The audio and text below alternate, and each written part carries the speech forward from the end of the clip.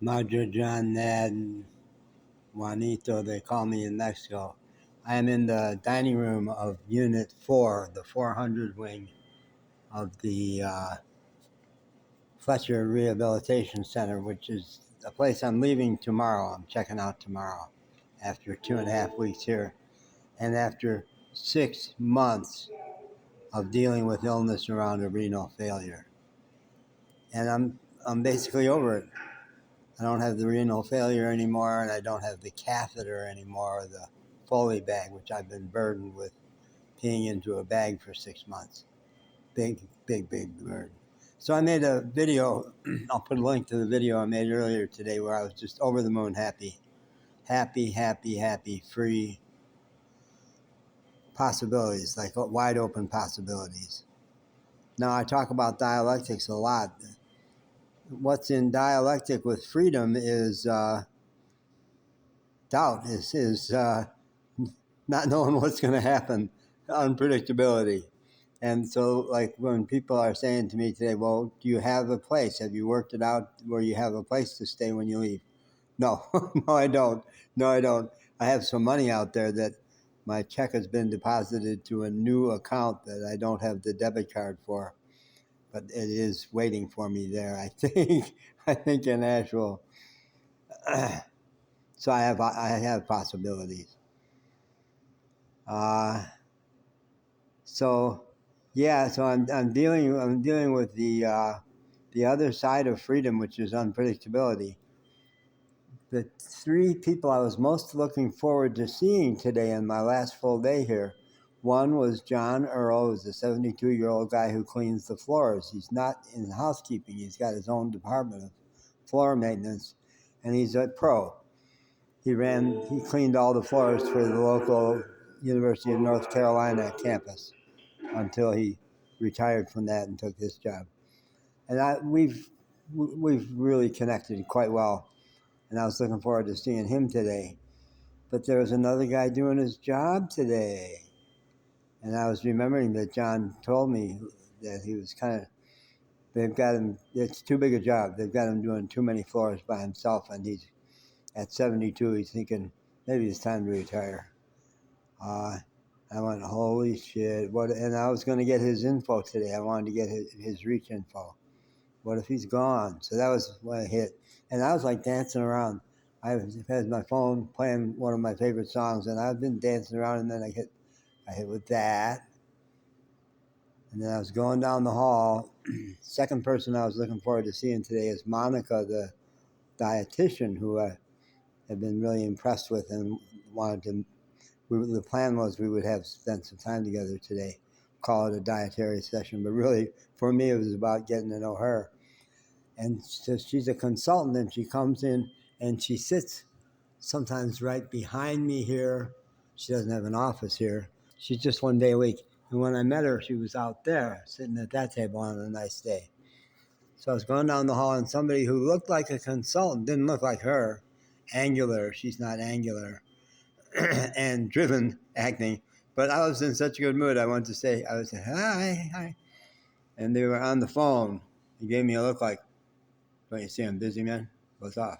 I went, well, maybe that's the dietitian today. Maybe she had a sub today. That could happen. That could happen easily. Because they took up residence in Monica's spot behind me briefly. And then the other person I was especially looking forward to seeing was Lydia. And Lydia did give me a big smile on her way past me, but she went past me she's a speech therapist, carrying a tray to breakfast tray to somebody. I thought, oh, she's doing that. She pitches in and does everything. I'll wait for her to come back. But she didn't reemerge. And I thought, oh, she was taking the breakfast tray to a client, and she's doing a session. So that didn't work out. And it was like 3 reversals in a row. And I went, okay. When I was at the Laurels rehab, Nat, the unit manager there, is a serious businessman, but also a deep thinker. And we would talk about Alan Watts, who I actually had heard live. British guy who was incredibly brilliant and huge popularizer of Zen and wrote wonderful books about Zen. Famous in his era.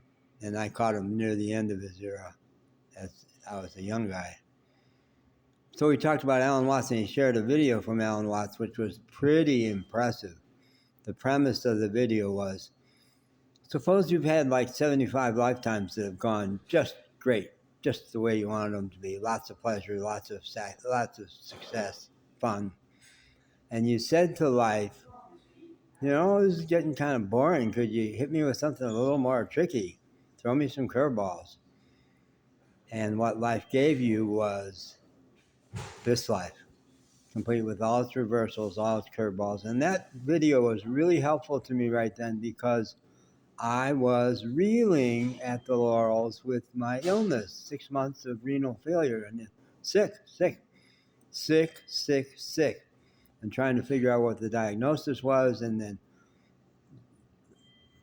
come back to the States for medical treatment after being so happy in Mexico, just everything off.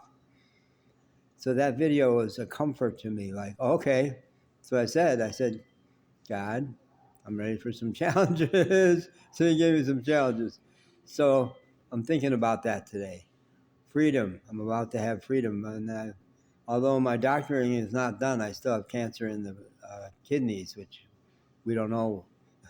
My urologist, not a good educator, said, well, we'll bracket that and deal with the prostate. So he didn't really even give me any feedback about what was up with the kidneys. And I'm starting to think about the kidneys now. But mostly I'm celebrating the fact that I don't have a catheter and don't have a Foley bag. And what I thought might never get cured has been pretty well cured. I'm a well guy again. And I don't feel sick. I don't have the balance issues. I don't have the weakness. I'm feeling like, put me in, coach. That was the theme. That was the song I played for the lesson. Put me in, coach.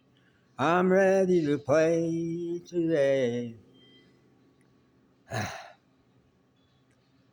But it may not all be easy, right? There may be reversals. There will probably be some things that don't work out the way I wanted them to. That was my summation of my first year on the road was, somehow none of this has turned out the way I thought it would. And it's liable to continue. That's liable to continue. It's the price you pay for freedom. It's unpredictability. You just don't know, do you? No. Tom, my buddy Tom and I go back, I just don't know. I just don't know. I don't know. And I have to live with that. And it can be fun. Today, it's a lot of fun and a little scary. Still a little bit scary. But I'm laughing. I'm going to keep laughing as much as I can. Okay, bye.